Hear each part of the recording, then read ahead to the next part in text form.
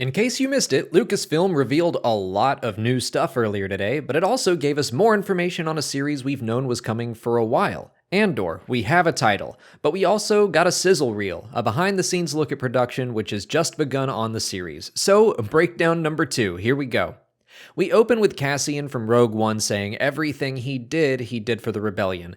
That to me seems like the promise of this series. Cassian and every member of the team that traveled to Scarif did terrible things in the name of the rebellion. Things that needed to matter.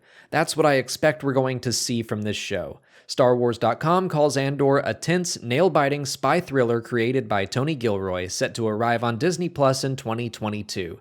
I think we'll be seeing the darker, less noble side of the rebellion, a series that explores how far is too far when you're fighting against oppression and evil.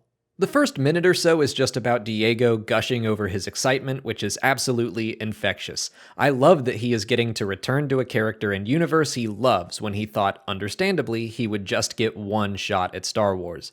But then we get into the cast and crew talking about how what they're doing is on the same scope as a feature film. They've got the same approach, whether it's sets or costumes or creature design. They want us to know that just because Andor, and I assume other Star Wars series, are not on the big screen, they won't be any less impressive.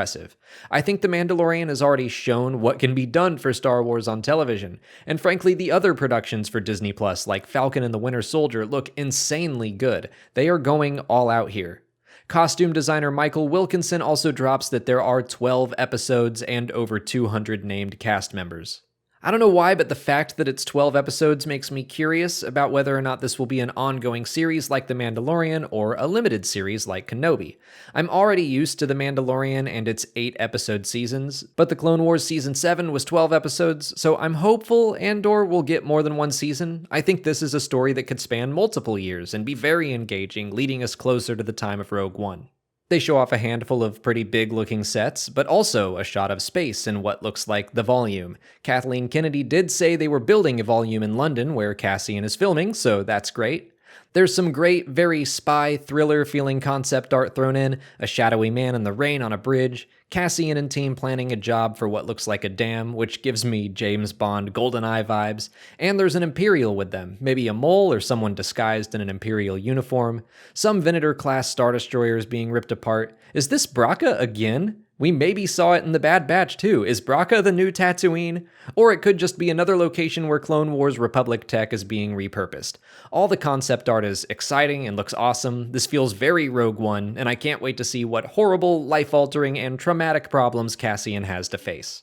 And by the way, nice touch on the logo with the kind of in-between Rebel insignia. It's not quite there, it's still in its early days. I think this series has so much potential, and similar to my love for pilot stories, I'm pumped to see another tale about regular people just trying to make a difference.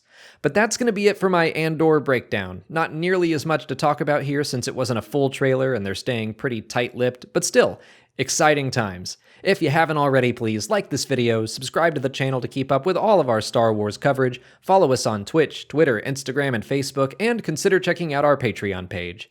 As always, thanks for watching, and may the Force be with you.